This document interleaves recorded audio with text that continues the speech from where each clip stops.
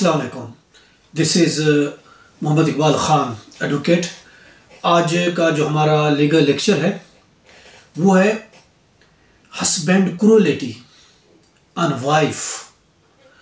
खामद का बीवी पर जुल्म, क्रूएलिटी क्या होती है, इस बेस पर वो कोर्ट से डिवोर्स ले सकती है। जैसा कि dissolution of Muslim marriage act section 28 इसको रिलेट करता है। Dissolution of Muslim marriage act 1939 का, जिसमें कहा गया सेक्शन 2 है, उसका सब सेक्शन 8 है, husband treat her with cruelty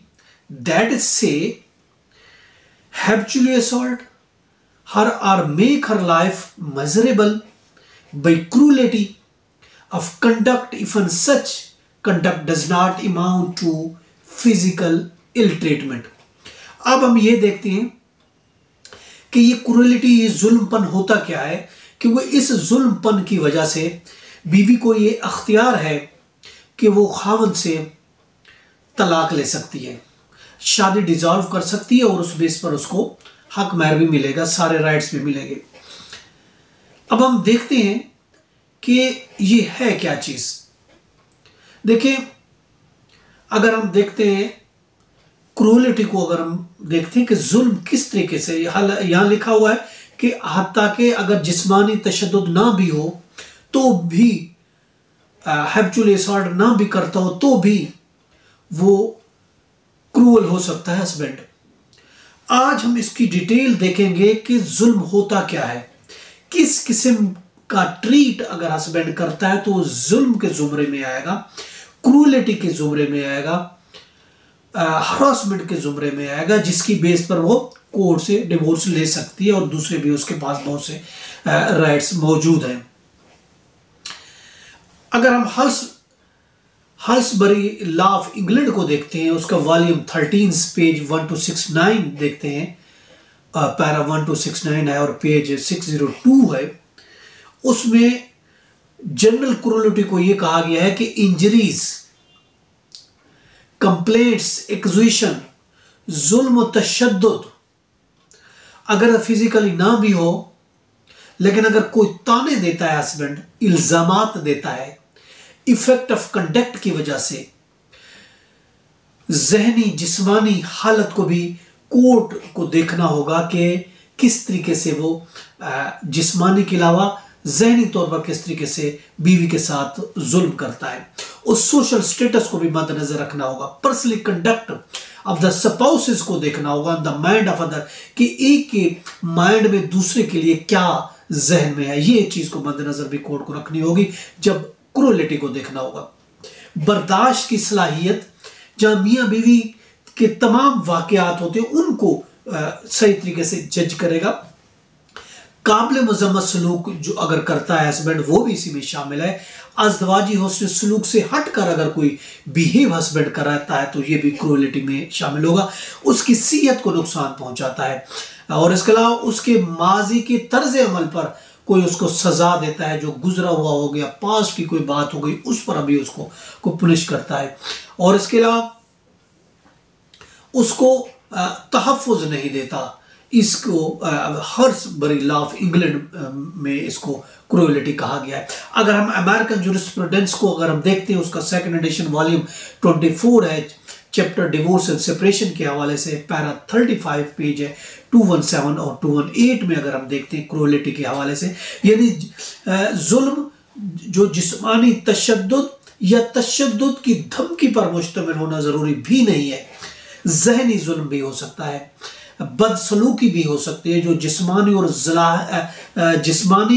जहनी सलाहियत को मुतासर करती है, या उसका अगर खतरा भी हो सकता है, जिंदगी को खतरे में डालने वाला बिहेव भी हस्बैंड का हो सकता है, और इसके अलावा जिंदगी को खत्म करने वाला जहनी जुल्म भी हो सकता है, बिला इश्तियाल जारहाना रवैया भी हो सकता है, शर्मिंदगी तजलील करना और जो गम गुस्सा का बायस बने, वो भी क्रूएलिटी में आता है। इसके अलावा शरीक हयात की जिंदगी को नाकाबिले बर्दाश्त बना देना, ये चीजें भी शामिल है, ये भी क्रूएलिटी में शामिल है। अगर इसी तरीके से हम कॉर्पस जूरिस सेकुंडम को देखते हैं, उसकी वाले 25 है, पेज 16 है, उस हवाले से अगर हम देखते हैं कि क्रूएलिटी को किस तरीके से डिफाइन किया गया है, यानी जालमाना सलूक का कोई भी अमल अगर है जिसका मकसद अजियत देना है, जिसका मकसद बीवी को तकलीफ देना है, बिला ज़रूरत तकलीफ देना, गैर इंसानी जुल्म और सलूक करना, नाइंसाफ़ी से काम लेना, और नाइंसाफ़ी का कोई भी अमल जानबूझकर बीवी को दर्द देना, जिस्मानी या ज़हनी तकलीफ देना, जिंदगी के आज़ा या सीयत के लिए जालमाना सलूक करना जो हकीकी तशद्दुद पर अगर ते मुश्तमिल ना भी हो, और इसके अलावा ज़ख्मी एहसासात, जानबूझकर कोताही करना, नाजायज़ जिस्मानी दर्द, गैर ज़रूरी तकलीफ देना भी इसमें क्रूएलिटी में शामिल होता है। अगर हम black law dictionary 9th edition page 434 को अगर हम उसको देखते हैं, उसमें जो डिफाइन किया गया है, जानबूझकर ज़हनी या जिस्मानी तकलीफ देना, गुस्सा में बदसलूकी करना, बेइज्जती करना, गैर इंसानी उसके साथ बिहेव करना भी शामिल है। इसके अलावा ज़हनी जुल्म से मुराद शरीक हयात की ज़िंदगी, उसका जिस्मानी या ज़हनी सीहत को ख़तरे में डालना भी ये कहलाता है कि ये जुल्म कर रहा है। अगर हम मोहम्मद लाम को देखते हैं, उसके पैरा 2 है, सेक्शन 281 में कहा गया है, जुल्म एक ऐसा किरदार है जो बीवी खामंद के इक़्तिदार में वापस आना अपने आप को गैर महफूज समझती है, तो ये क्रूएलिटी होगा। इसी तरीके से डोमेस्टिक एब्यूज़ के भी अगर वो शामिल है, घर में रहते हो एब्यूज़ होती है बीवी, तो ये भी क्रूएलिटी में शामिल होगा। जैसे फिजिकल भी हस्बैंड एब्यूज़ करता है, सेक्सुअली एब्यूज़ करता है, इकोनॉमिकली एब्यूज़ करता है। अगर हम फिजिकली के देखते हैं तो बॉडी जिस्म को कोई दर्द देना, नुकसान पहुंचाना, ख़तरे में डालना, उसकी लाइफ लिम्ब या हेल्थ को नुकसान पहुंचाना, ये सब चीज़ कहलाता है, ये फिजिकल क्रूएलिटी कहलाएगा। अगर सेक्सुअल क्रूएलिटी की बात करते हैं कि conduct of the sexual nature that abuse humiliates, उसको करता है, बीवी को ह्यूमिलाइट करता है, उसको डिग्रेड करता है, अगर बीवी को वो डिग्रेड करता है या वायलेट करता है डिग्निटी ऑफ द वुमेन को डिग्रेड करेगा, तो ये सेक्सुअल ऐसा कंडक्ट सेक्सुअली तरीके से जो उसकी अजमत को, जो उसकी डिग्निटी को ख़राब करे, वायलेट करे, तो वो सेक्सुअल किस्म का जुल्म कहलाएगा। और इसके अलावा वर्बल और इमोशनली भी जुल्म हो सकता है। उसकी इंसल्ट करना, रेडिक्यूल नाम से पुकारना, गलत नाम से पुकारना, उसको उसकी इंसल्ट करना, उसको ताना देना कि आपके यहाँ औलाद नहीं होती, बच्चे ना होने का ताना देना, या फिर किसी लड़का यानी आपकी सारी लड़कियां हैं, आपका लड़का नहीं है, उस चीज़ का ताना देना, ये अक्सर हमारे यहाँ इस तरीके से वाक़यात होती हैं। तो ये भी एब्यूज़ में कहलाएगा, ये भी एब्यूज़ कहलाएगा, ये भी जुल्म कहलाएगा, क्रूएल्टी कहलाएगा। अगर इसी तरीके से सुप्रीम कोर्ट ऑफ इंडिया ने जो रिपोर्टेड केस है, सिटेशन 2014 है 10 SCC 736 है, जो कि जवेरिया अब्दुल माजिद पटनी वर्सेस आसिफ इकबाल मंसूरी, जो कि 18/9/2014 को ये केस वो हुआ, फैसला हुआ। इसमें भी ये चीज़ें डिस्कस की गई हैं कि कौन सी चीज़ जो है ये अगर करता है तो ये चीज़ें जो है ये क्रूएलिटी में आती हैं, ये एब्यूज़ में आती हैं, जो कि इस बेस पर बीवी को राइट बनता है कि वो डिवोर्स ले सकती है। कि जहाँ पे बीवी की ज़िंदगी की सेहत को ख़तरा होता है हस्बैंड के मिसकंडक्ट की वजह से, उसकी ह्यूमिलेटिंग बिहेवियर की वजह से, फॉल्स स्लैंडरस स्टेटमेंट की वजह से, उसकी रेपुटेशन को डिस्ट्रॉय करता है, हार्मफुल होता है उसके जहन के अमन के लिए, सुकून के लिए, उसकी सेहत के लिए, तो ये एक क्रूएलिटी हस्बैंड की कहलाएगी। देखिए इस्लाम की अगर हम बात करते हैं, इस्लाम एक कंप्लीट कोड है। इस्लाम ने एक अच्छे तरीके से अपनी बीवी के साथ अच्छा सलूक करने का अल्लाह तबारक व तआला ने दर्स दिया है। अगर हम इस्लाम के उसूलों को अगर हम देखते हैं, कुरान मजीद की सूरत अन-निसा है, उसका आयत 34 है, जिसमें अल्लाह तबारक व तआला का फरमान है, मर्द औरतों पर अक़वाम है इस बिना पर कि अल्लाह ने उनमें से एक को दूसरे पर फ़ौक़ियत दी है, और इस बिना पर कि मर्द अपने माल खर्च करते हैं बस जो साले औरतें हैं वो इत्तेआत शुआर होती हैं और मर्दों के पीछे अल्लाह की हिफाजत व निगरानी में उनके हकूक़ की हिफाजत करती हैं। और जिन औरतों से तुम्हें सरकशी का अंदेशा हो उन्हें समझाओ, खाबगाहों में उनसे अलहदा रहो, मारो, और फिर वो अगर मती हो जाए तो खामखा उन पर 10 अंदाजी के बहाने तलाश ना करो। यकीन रखो अल्लाह ताला ऊपर अल्लाह ताला मौजूद है और बड़ा रहम वाला और बारातर है। तो ये इस्लाम के असूल है कि बीवी के साथ हमेशा हुस्न सलूक और अच्छे बर्ताव, उस पर जुल्म से सितम ना करो। इसी तरीके अगर हम सूरत रूम देखते हैं उसके आयत 21 को देखते हैं, उसमें अल्लाह तबारक व तआला का फरमान है और उसकी निशानियों में से ये भी है कि उसने तुम्हारे लिए तुम्हारी ही जिन्स से जोड़े बनाए ताकि तुम उनकी तरफ आराम पाओ और तुम्हारे दरमियान मोहब्बत और रहमत रखी। बेशक उसमें गौर फिक्र करने वालों के लिए निशानियां हैं। तो अल्लाह ताला ने तो आपके मर्द के लिए औरत को पैदा किया उसकी आराम के लिए, उसके सुकून के लिए। इसलिए कहा गया है कि उसके साथ अच्छा बिहेव करो, ज़ालिमाना बिहेव नहीं करो। इसी तरह सूरत अल आराफ को अगर हम देखते हैं उसकी आयत 189 में अल्लाह तबारक व तआला का फरमान है जिसका तर्जुमा यह है कि वही जिसने तुम्हें एक जान से, वही है जिसने तुम्हें एक जान से पैदा किया और उसी में से उसकी बीवी बनाई ताकि उससे सुकून हासिल हो। फिर जब मर्द औरत पर छाया तो उससे एक हल्का से बोझ का हमल हो गया और वो उसी को लेकर चलते रही। फिर जब हमल का वजन बढ़ गया तो वो दोनों अपने रब से दुआ करने लगे कि अगर तू हमें सही सालिम बच्चा अता फरमा दे तो यकीनन हम शुक्रगुजार होंगे। इसी तरीके से अगर हम सूरत अन-निसा की आयत 1 को देखते हैं जिसका ट्रांसलेशन है, लोगों अपने रब से डरो जिसने तुम्हें एक जान से पैदा किया और उसी में से उसका जोड़ा पैदा किया और उन दोनों से कसरत से मर्द और औरत फैला दिए। और अल्लाह से डरो जिसके नाम पर एक दूसरे से मांगते हो और रिश्तों को तोड़ने से बचो। बेशक अल्लाह ताला तुम पर निगाहबान है। इसी तरीके से अगर हम और कुरान मजीद की सूरत अन-निसा इसी को हम देखते हैं, इसकी आयत नंबर 19 जो कि जिसका तर्जुमा इस तरीके से, आए ईमान वालों तुम्हारे लिए हलाल नहीं कि तुम जबरदस्ती औरतों के वारिस बन जाओ और औरतों को इस नीयत से रोको नहीं कि जो महर तुमने उन्हें दिया था उसमें से कुछ ले लो, सिवाय इस सूरत में कि वो खुली बेहियाई का इर्तिकाब करें और उसके साथ अच्छे तरीके से गुजर बसर करो। और फिर तुम्हें वो ना पसंद हो तो हो सकता है कोई चीज़ तुम्हें ना पसंद हो और अल्लाह उसमें से बहुत भलाई रख देगा। तो ये अल्लाह तबारक व तआला का फरमान है। इसी तरीके से सूरत अल-बकरा की आयत नंबर 187 में भी अल्लाह तबारक व तआला का फरमान है कि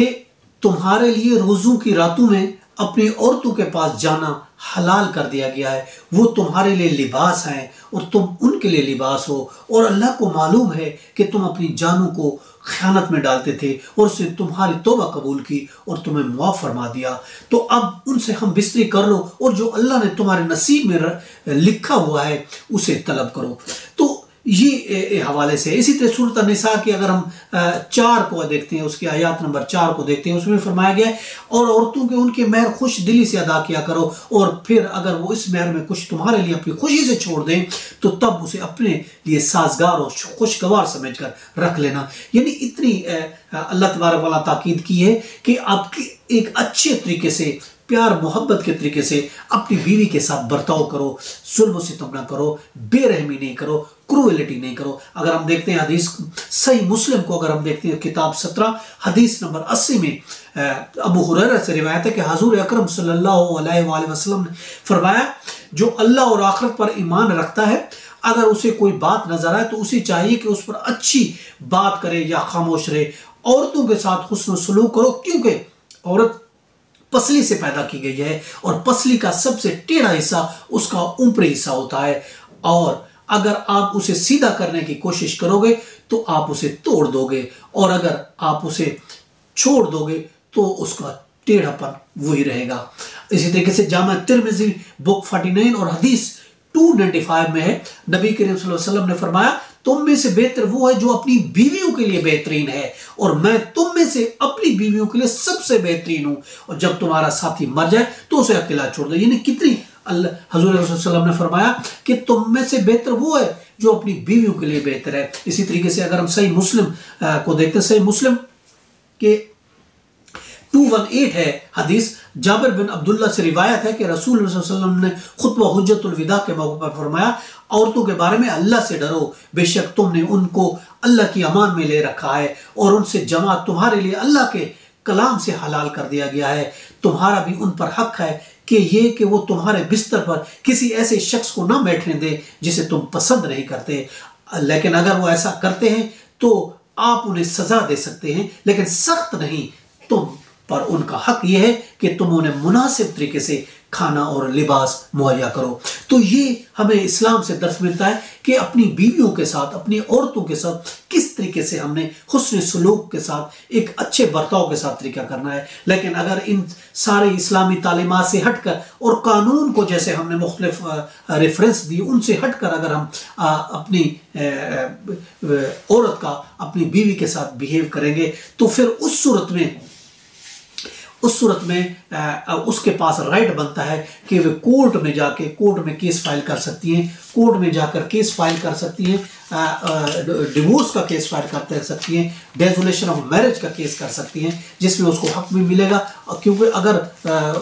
हस्बैंड जो है उसके साथ जुल्म करता है, हस्बैंड अगर उसके साथ ज्यादती करता है और उसके साथ सही तरीके से पेश नहीं आता, तो फिर उस सूरत में उसके पास ऑप्शन है कि वो कोर्ट से डिवोर्स ले सकती है। इसके लिए लेटेस्ट एक सुप्रीम कोर्ट की भी रूलिंग है, जो कि